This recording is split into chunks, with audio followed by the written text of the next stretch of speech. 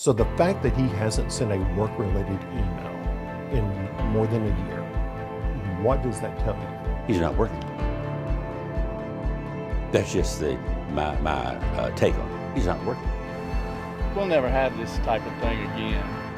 Nashville losing yet another wonderful piece of its history, this time as Rotier's. Boy, I sure love their burgers. Finally, the building it was in gets torn down. Yeah, it's just sad to see. Nashville landmark gone. A door frame and crumbled bricks are all that remain of Rotier's restaurant. That's what makes this even sadder, because we'll never have this type of thing again. Michael Wynn is related to the Rotier family. Good food, a lot of laughs. The Yellowstone Place restaurant was popular among students and locals alike. The cheeseburgers on French bread and the milkshakes were always killer. Paul Kingsbury says it was sentimental. So many memories of dates with beautiful women and hanging out with friends here from college. The restaurant opened at the end of World War II, and now it looks like a bomb detonated. You know, I have mixed feelings seeing something like this. Yeah, we're losing a bit of our identity, our Old South identity when this goes. The family who owned these buildings put them up for sale. These properties were purchased by Brentwood developer GBT Realty. Next, Emma's Flowers and Gifts and the Rite Aid will be torn down. It's the new Nashville. It appears the Yellowstone Place corridor will look a lot different soon. I feel like it was a great place. It was a family-run place. The Rotier family, they were wonderful, very friendly, great food, great times. You know, you can't stop change, though. Think about it. Without detection, more than 3,000 people could have gotten the wrong ballot to vote during this midterm election in Davidson County. How does something like that happen? Nashville's election administrator, Jeff Roberts, has said it was a data error from redistricting that resulted in 438 early voters casting ballots for districts they didn't live in. But tonight, Roberts said that number could have been much higher had the problem not been discovered and later corrected, saying 3,637 registered voters in Nashville were listed in a state house, state senate, or congressional district that wasn't theirs and slated to get an incorrect ballot. That's a very large number, and we would always like for it to be absolutely perfect. While that number alone doesn't mean the actual ballot errors were any worse than the 438 ballots reported this week, the new numbers provide some insight into the potentially hundreds more incorrect ballots cast in this year's May and August primary elections in Nashville, a number that Roberts says would be difficult to determine. Just to think about everyone that has moved since then, our records show where they are today, not where they were in May. So that would be a very challenging task. Throughout the upcoming investigation, Roberts says transparency will be key. We've got to be honest with you guys, get the word out there so that the public knows, am I involved? They've got to feel good about coming out to vote. You just talked about the importance of voters feeling good when they come out to vote. What thought have you given to resigning? Well, at this point in time, I haven't given much thought to resigning. I've tried to do a good job, contact the media when there's a problem, let you guys know what the issue is. The staff here have spent a lot of hours to try to put together a good election on November the 8th, and based on the results so far, we think we've accomplished that. A part-time employee for the Nashville District Attorney makes $75,000, but our I-team is asking the question, what does he do to earn that money?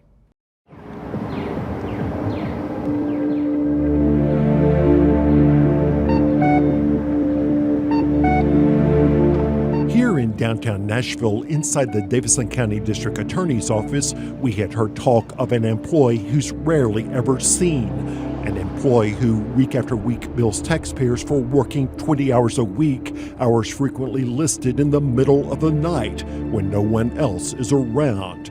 It's an employee who's almost never recorded swiping through the building security system, logging into the office computer system, or even sending an email. And yet that employee, Michael Brook, still manages to pocket $75,000 a year, more than $150,000 over the past 2 years. Do they have any other jobs like this?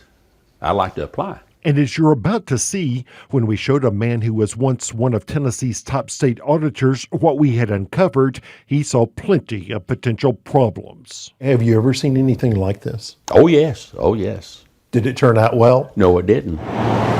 Yet when we tried to talk to Brook, he sent us an email referring us to DA Glenn Funk's office. So we waited 2 weeks for a reply from them.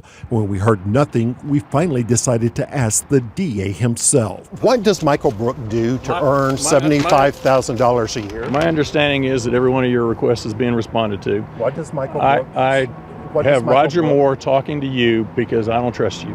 In fact, Funk's deputy, Roger Moore, was not responding to our questions. What does Michael Brook do to earn $75,000 a year? Michael Brook is an important member of our office. The mystery employee, Michael Brook, retired as the DA's finance director at the end of January 2020. But within days, Brook was submitting timesheets for working part-time. In an email to Metro HR, Brook explained that he'd be working to help with ongoing staffing transitions. And in fact, there is evidence he did just that, at least for a time. What does he do? He has worked nonstop to make sure that the transition has gone forward with regards to both the financial pieces of our office as well as the HR pieces and as far as the body cams go. Yet even as Michael Brook's replacements were notifying outsiders that he needed to be taken off of office emails, our investigation discovered Brook kept submitting timesheets, billing taxpayers for his time, week after week after week, every single week for more than 2 years, never taking a week off for vacation or not feeling well, charging taxpayers for 19 and a half hours a week every week. In 2020, he even reported he planned to work Christmas Eve 11 p.m. to 3 a.m. and on Christmas night 11 p.m. to 2 a.m. How many other people worked on Christmas Eve, Christmas Day in the office? You would presume not many. Mm-hmm. Michael Brook also billed taxpayers for New Year's Eve, 11 p.m. to 1 a.m., and July 4th, 11 p.m. to 3 a.m. Is that Mr. Funk's signature? Yes. Almost all of the timesheets personally approved by Glenn Funk himself. So working at all hours in the morning, working on weekends, and working on holidays. As one of the Spock said in Star Trek, it does not compute. Adding to the questions, we obtained office security records showing Brook swiping into the DA's office just 5 days in 2 years, logging into the office computer system remotely just 4 days out of the previous 11 months. And when we obtained the sent box from his work email, it showed no work-related emails from that account since September 4th of last year. And yet he has continued to get paid. So the fact that he hasn't sent a work-related email in more than a year, what does that tell you? He's not working. That's just my take on it. He's not working.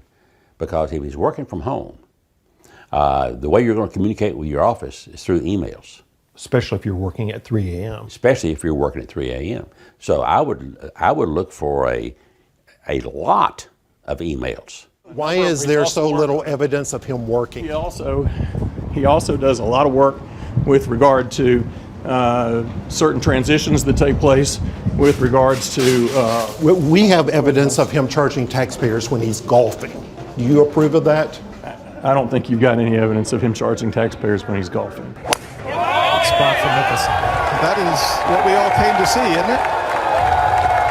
But Michael Brook's email shows he had tickets to the PGA Championship in May 2021, specifically including Thursday grounds tickets. His timesheet shows he charged taxpayers for working that Thursday from 10 a.m. to 2:30 p.m. And take a look at his work calendar from June 24th, 2021. It shows he was scheduled for a round of golf at 10 a.m., yet his timesheet shows he got paid for working from 9 to 11. From 10 o'clock on, he was at golf, but from 9 to 11, he was supposed to be working. You can't be working and playing golf at the same time. Again, red flags. Oh, yes, yes. This is a huge inconsistency right here. And his timesheet shows that on Sunday, October 17th of last year, Brooke charged taxpayers for working 11 p.m. to 3 a.m. But the next morning, he replied to an office email just before noon offering his apology for the late submission, saying he had slept in after a great day at the races. Top of the stretch, they turned for home. Those races were up in Lexington, Kentucky. He slept in after a great time at the races. Red flags. Oh, all kind of bells and whistles going off. He's the most honest man, he's a hardworking man, and he's also really smart and does a great job for our city. In fact, Glenn Funk himself is no stranger to such controversies. After winning the Democratic primary 8 years ago, our investigation discovered a friend put Funk on the payroll of the state's DA conference while he waited to take office to help him qualify for a more lucrative pension and for health insurance. As a favor. Sure, it's a favor, and they expected me to do some work, and I did. That exchange would trigger a TBI investigation, with Tennessee's Attorney General later concluding Mr. Funk's part-time employment was designed to give him a financial benefit to which he otherwise would not have been entitled. He received pension, salary, and health insurance benefits for virtually no work.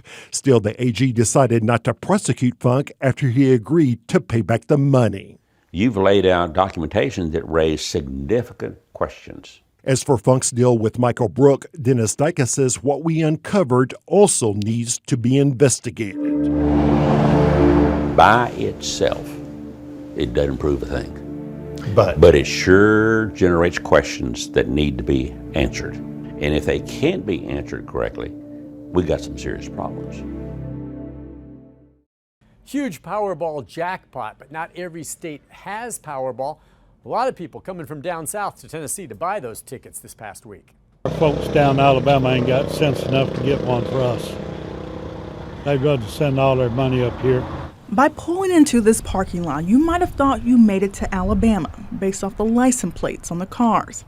But these drivers are in Fayetteville, Tennessee, also known as the Magic Mile. Hopefully Alabama will put on their big boy pants someday and join the rest of the U.S. in having a lottery system. That would be great. Alabama joins 4 other states that don't have a state lottery. So these Alabamians hit the road for a chance at becoming a billionaire. But on this road trip, many had to pack their patience, for the line inside the lottery station was a long one. About 45-50 minutes. Not bad. It moves fast. The line does move fast on it. It was worth the wait for some. If I win, yeah, it'll totally be worth it. But if they do win, many say they will give a lot of the money away. My whole family, I would get them $1 million a piece, all my kids and everything like that. And I would help the homeless. And of course, keep a little something for themselves.